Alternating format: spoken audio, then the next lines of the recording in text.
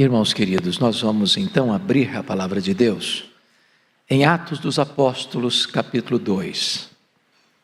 Atos dos Apóstolos, capítulo 2, e nós leremos dos versos 14 até o verso 41. O discurso de Pedro.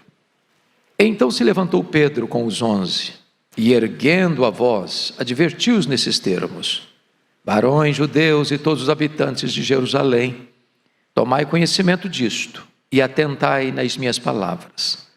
Estes homens não estão embriagados, como vindes pensando, sendo esta a 3ª hora do dia.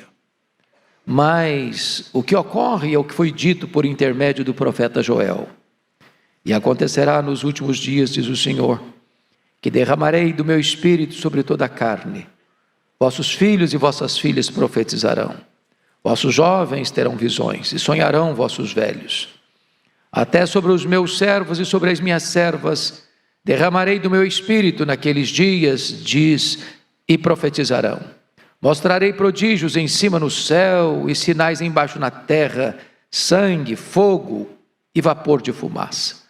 O sol se converterá em trevas e a lua em sangue, antes que venha o grande e glorioso dia do Senhor. E acontecerá que todo aquele que invocar o nome do Senhor será salvo. Varões israelitas, atendei a estas palavras.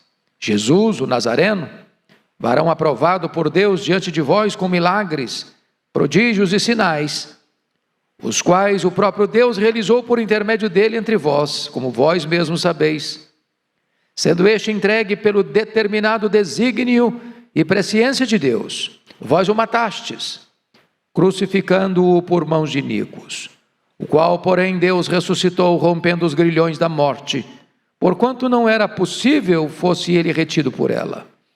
Porque a respeito dele, diz Davi, diante de mim envia sempre o Senhor, porque está à minha direita, para que eu não seja abalado. Por isso se alegrou o meu coração e a minha língua exultou. Além disso também a minha própria carne repousará em esperança, porque não deixarás a minha alma na morte, nem permitirás que o teu santo veja corrupção.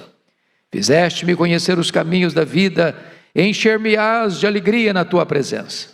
Irmãos, seja-me permitido dizer-vos claramente a respeito do patriarca Davi, que ele morreu e foi sepultado, e o seu túmulo permanece entre nós até hoje.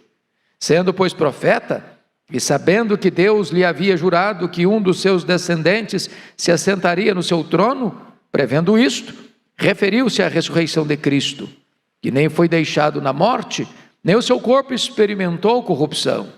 A este Jesus, Deus ressuscitou, do que todos nós somos testemunhas.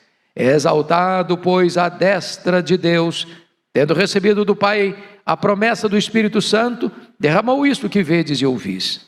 Porque Davi não subiu aos céus, mas ele mesmo declara: disse o Senhor ao meu Senhor, assenta-te à minha direita, até que eu ponha os teus inimigos por estrado dos teus pés. Esteja absolutamente certa, pois toda a casa de Israel, de que a este Jesus que vós crucificastes, Deus o fez Senhor e Cristo. Ouvindo eles estas coisas, compungiu-se-lhes o coração, e perguntaram a Pedro e aos demais apóstolos: que faremos, irmãos? Respondeu-lhes Pedro: arrependei-vos e cada um de vós seja batizado em nome de Jesus Cristo para a remissão dos vossos pecados, e recebereis o dom do Espírito Santo. Pois para vós outros é a promessa, para vossos filhos e para todos os que ainda estão longe, isso é, para quantos o Senhor nosso Deus chamar. Com muitas outras palavras, Deus deu testemunho e exortava-os dizendo: salvai-vos dessa geração perversa. Então, os que lhe aceitaram a palavra foram batizados, havendo um acréscimo naquele dia de quase 3.000 pessoas. Amém. Eu quero nesta manhã falar com vocês sobre a pregação do Pentecostes, a pregação de Pedro como um modelo para a nossa pregação hoje. A Bíblia nos informa que na plenitude dos tempos, Jesus nasceu de mulher, nasceu sob a lei. O Verbo se fez carne e habitou entre nós. Ele andou por toda parte, libertando os oprimidos do diabo, realizando sinais, prodígios, milagres, maravilhas, a ponto dos cegos poderem enxergar, dos surdos poderem ouvir, dos mudos poderem falar, dos coxos poderem andar, dos cativos poderem ser libertos e dos mortos ressuscitarem. Ele veio como Cordeiro de Deus que tira o pecado do mundo. E então, conforme o plano de Deus, ele foi à cruz, ele morreu, ele foi sepultado, ele ressuscitou, ele retornou ao céu, ele assentou-se à destra da majestade, ele derramou o Espírito Santo, ele reina, ele intercede pela igreja e ele voltará. Mas antes de ele subir aos céus, ele deu ordens expressas aos seus discípulos: permanecei na cidade até que do alto sejais revestidos de poder. Ele deu a grande comissão à sua igreja, dizendo: toda autoridade me foi dada nos céus e na terra. Indo, portanto, fazei discípulos de todas as nações, batizando-os em nome do Pai, e do Filho, e do Espírito Santo, ensinando-os a guardar todas as coisas que vos tenho ordenado. E eis que estou convosco todos os dias, até a consumação dos séculos. Então, tendo ele subido aos céus, aqueles discípulos que contemplaram este fato insólito, por obediência à sua ordem de permanecerem na cidade, até serem revestidos de poder, aguardando a promessa do Pai, retornam ao tabernáculo, onde Jesus estivera com seus discípulos na celebração da Páscoa. E diz Atos 1,14, que todos perseveravam unânimes em oração. Assim fizeram durante 10 dias. Era um dia de domingo, era o dia do Senhor. Era o dia de Pentecostes, era 9 horas da manhã, quando de repente veio do céu um som como de um vento impetuoso, línguas como de fogo pousando uma sobre cada um deles, e todos aqueles 120 começaram a falar em outras línguas as grandezas de Deus. Quando a multidão de Jerusalém estava ali para a festa, caravanas oriundas das mais diversas partes do mundo ouviram esse som extraordinário, como de um vento impetuoso, se reuniram, se aglutinaram ao redor daquele tabernáculo, daquele cenáculo. E diz a Bíblia que a multidão chega e olha com certo ceticismo e pergunta: o que quer isso dizer? Outros olham uma mesma cena com preconceito e dizem: são galileus, são galileus. Lá na Judéia, os galileus do norte eram tidos como gente de segunda classe. Desprezaram, com acepção de pessoas. Outros mais afoitos olharam a mesma cena e disseram: estão bêbados, estão embriagados. E é nesse momento, meus amados, que o apóstolo Pedro se levanta com os 11. E Pedro diz: não, estas pessoas não estão embriagadas. São 9 horas da manhã. O que está acontecendo aqui é o que profetizou Joel, que nos últimos dias Deus derramaria o seu Espírito sobre toda a carne. E este derramamento quebraria todas as barreiras do preconceito. Por exemplo, o preconceito de gênero, porque o Espírito Santo veio sobre homens e sobre mulheres, sobre filhos e sobre filhas. Romperia a barreira etária, porque viria sobre jovens e sobre velhos. Romperia a barreira social, porque até sobre os servos e as servas o Espírito Santo seria derramado. E então, o apóstolo Pedro se levanta, irmãos, para pregar um sermão que serve de modelo para você e para mim, para a igreja contemporânea. Se nós queremos aprender sobre o que é pregação bíblica, o que é pregação evangélica, o que é pregação no poder do Espírito Santo, nós não temos que recorrer aos pregadores modernos ou às técnicas modernas, mas nós temos que retornar ao livro de Atos. Lá está o modelo, lá está o paradigma, lá está o padrão. Eu gostaria então que nós olhássemos essa pregação de Pedro como uma pregação modelo, a pregação do Pentecostes. que foi essa pregação? Eu gostaria de destacar 5 marcas dessa pregação.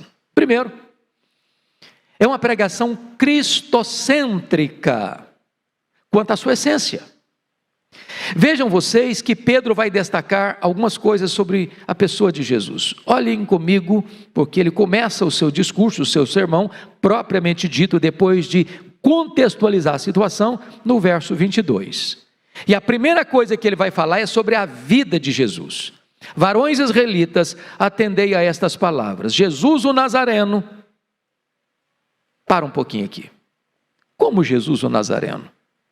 Vocês se lembram que quando José e Maria, por orientação divina, foram para o Egito, porque Herodes queria matar Jesus, e quando Herodes morreu, José recebe a instrução para voltar para Israel, e ao voltar para Israel, ele descobre que o filho de Herodes, o grande, está governando a Judéia, e ele, sabendo que aquele moço era do mesmo estofo do seu pai, por orientação divina, sobem para Nazaré, porque para cumprir o que disseram os profetas, ele será chamado Nazareno. Pois bem, a palavra Nazareno não aparece nenhuma vez no Velho Testamento.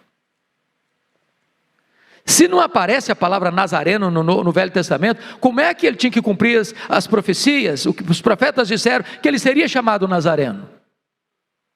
Pois bem, quando você vai para Isaías capítulo 11, você encontra lá que o Messias seria o renovo, o rebento.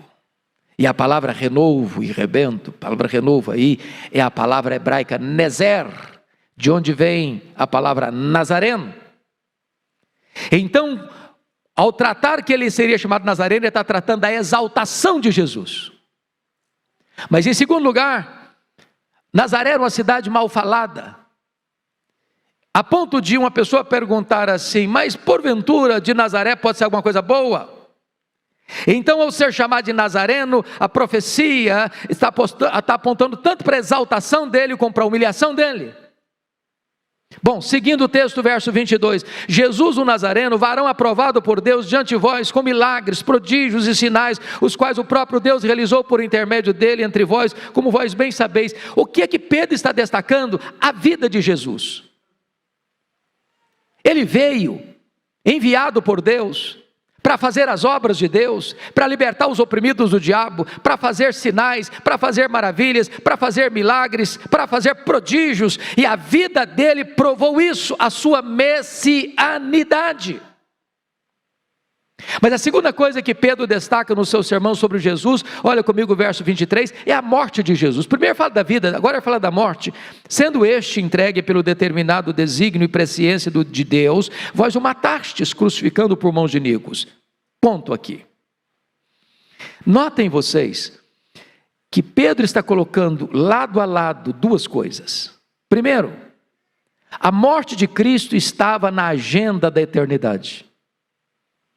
Ele não morreu por acidente, ele não morreu como um mártir, ele não morreu porque sucumbiu ao poder de Roma, ele não morreu porque Judas o traiu, ele não morreu porque o Sinédrio o entregou, ele não morreu porque Pilatos o sentenciou à morte, ele morreu para cumprir o que está escrito aqui, o determinado desígnio e presciência de Deus.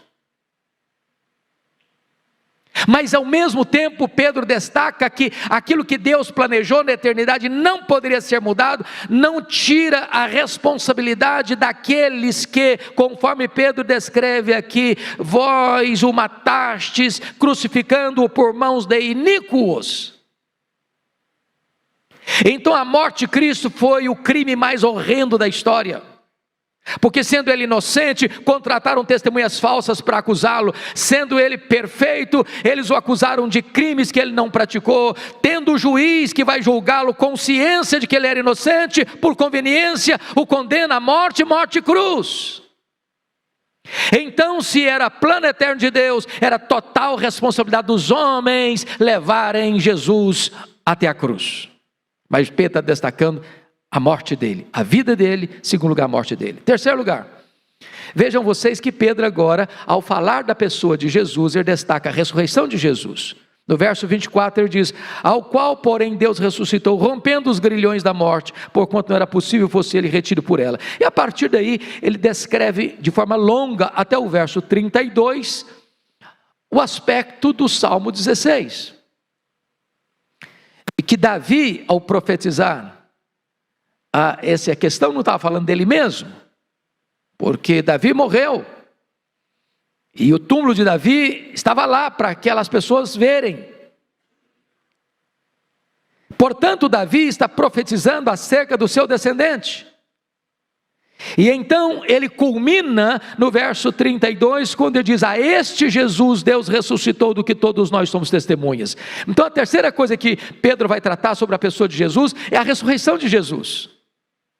Ele veio para fazer milagres, para provar sua messianidade, ele veio para morrer, mas ele veio para ressuscitar também, de tal maneira que a morte dele não foi um acidente e a ressurreição dele não foi uma surpresa. Mas em quarto lugar, no sermão de Pedro, tratando da essência da pregação, que é a pessoa de Cristo, ele vai mostrar a exaltação de Jesus. Olha comigo os versos 33. Verso 33, exaltado pois à destra de Deus, tendo recebido do Pai a promessa do Espírito Santo, derramou isto que vedes e ouvis. Agora Pedro está mostrando um outro aspecto. Este Jesus que veio, se encarnou, morreu, ressuscitou, agora foi exaltado. Quanto ele foi exaltado? Paulo diz, sobremaneira. Em outras palavras, não tem como exaltar Jesus mais do que ele já está exaltado. Ele está exaltado em grau superlativo, ao máximo, pelo próprio Deus Pai. Mas finalmente, olha comigo que tratando da pessoa de Cristo, no verso de número 36 está escrito: esteja absolutamente certa, pois toda a casa de Israel, de que a este Jesus que vós crucificastes, Deus o fez Senhor e Cristo. Agora ele é o Senhor. Então Pedro trata da vida, Pedro trata da morte, Pedro trata da ressurreição, Pedro trata da exaltação, Pedro trata do senhorio de Cristo.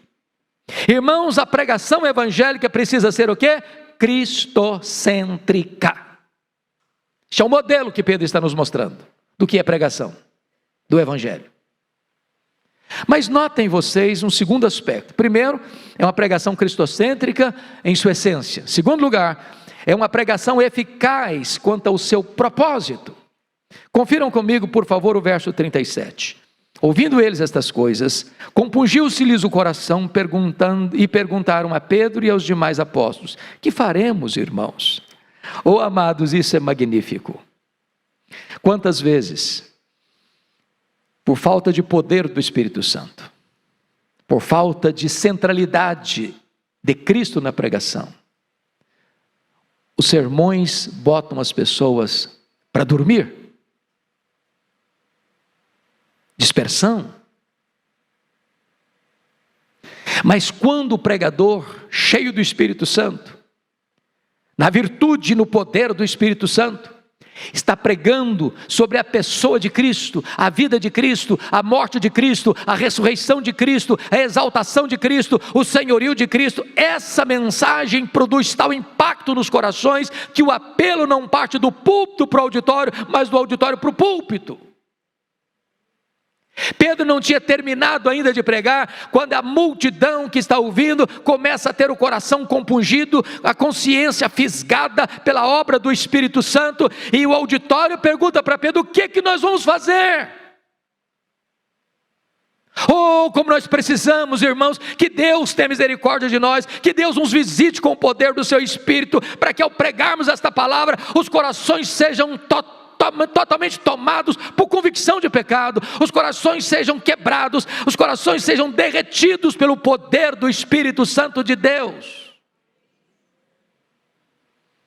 Mas em terceiro lugar, é uma pregação não apenas cristocêntrica quanto à sua essência, não apenas eficaz quanto ao seu propósito, mas em terceiro lugar, é uma pregação clara em suas exigências. Confira comigo o verso 38.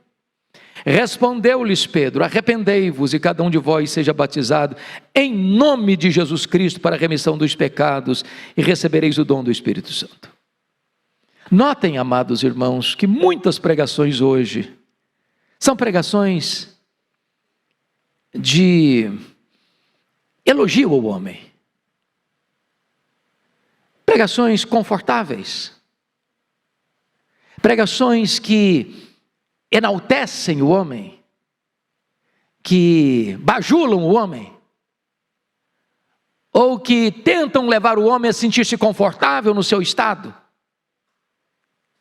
As pregações hoje, tantas vezes, em tantos lugares, fala de que você precisa ter saúde, você precisa ter riqueza, você precisa ter sucesso, você precisa ter fama, e mostra que o homem é um ser maravilhoso, que é um astro, que ele é um grande ícone da humanidade, e que está tudo bem com ele. Mas a pregação de Pedro é contundente. Diante da pregação da pessoa de Cristo, as pessoas perguntam: o que nós vamos fazer? E Pedro não, vocês vão fazer aí uma campanha, ou vocês vão fazer tantos dias na igreja, ou vocês vão fazer tantos sacrifícios, ou vocês vão fazer tantas ofertas, ou vocês vão fazer tanto isso, tanto aquilo. Disse: claro, arrependei-vos, arrependei-vos. Não há salvação sem arrependimento. Não há conversão sem mudança de vida.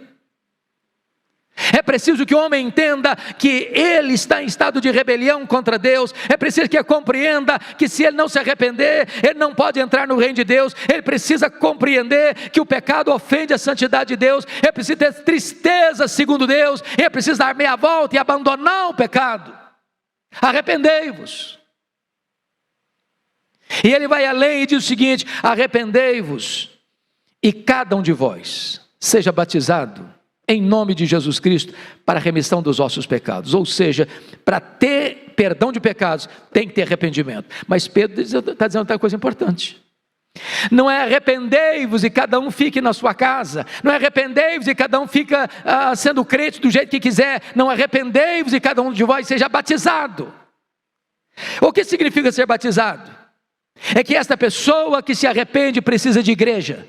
Essa pessoa que se arrepende precisa se congregar. Essa pessoa que se arrepende precisa se integrar. Essa pessoa que se arrepende precisa estar dentro de uma comunidade da fé. Não há crente desigrejado. Não há ovelha sem rebanho. Não há membro sem corpo. Não há ramo sem tronco. Não há corpo sem cabeça. Precisamos uns dos outros. Mas em quarto lugar, irmãos, a pregação modelo, a pregação do Pentecostes, é uma pregação cristocêntrica quanto à sua essência, eficaz quanto ao seu propósito, clara quanto às suas exigências. Mas em quarto lugar, é uma pregação específica quanto à sua promessa. Vejam vocês que no finalzinho do verso 38 até o 40 está escrito assim: e recebereis o dom do Espírito Santo. Pois para vós outros é a promessa, para vossos filhos, para todos os que ainda estão longe, isto é, para quantos o Senhor nosso Deus chamar. Com muitas outras palavras, deu testemunho e exortava, dizendo: salvai-vos dessa geração perversa. Notem vocês que é prometido o Espírito Santo, o dom do Espírito Santo. E Pedro deixa claro, não é só para vocês que estão me ouvindo. É para os filhos de vocês, é para a segunda geração, para aqueles que estão longe, para quantos o Senhor nosso Deus chamar. Deus nunca mudou o seu modelo, Deus nunca mudou o seu padrão. Primeiro, arrependimento. Segundo, prova do arrependimento, batismo. Consequência disso, remissão de pecados. Depois, dom do Espírito Santo. E mais, esta promessa, irmãos, de uma vida abundante, de uma vida plena, de uma vida cheia do Espírito Santo, é uma promessa de Deus para a igreja. Nós podemos experimentar novos derramamentos do Espírito. Essa é a promessa dada pelo apóstolo Pedro lá no dia de Pentecostes. Você e eu não precisamos viver uma vida medíocre. Você e eu não precisamos viver uma vida vazia. Você e eu não precisamos viver uma vida infrutífera. Deus tem mais para nós. Deus tem plenitude do Espírito para nós. Deus tem derramamento do Espírito Santo para nós. Deus tem um novo Pentecostes para nós. Mas finalmente, esta pregação não é apenas cristocêntrica quanto à sua essência. Ela não é apenas eficaz quanto ao seu propósito. Ela não é apenas clara quanto às suas exigências. Ela não é apenas específica quanto à sua promessa. Mas em quinto e último lugar, é uma pregação vitoriosa quanto aos seus resultados. Confira comigo, por gentileza, o verso 41. Então os que lhe aceitaram a palavra foram batizados, havendo um acréscimo naquele dia de quase 3.000 pessoas. Meus irmãos, como você e eu precisamos, como o pastor Arival e eu precisamos. Quantas vezes pregamos e pregamos, e os resultados são pífios, magros, pequenos.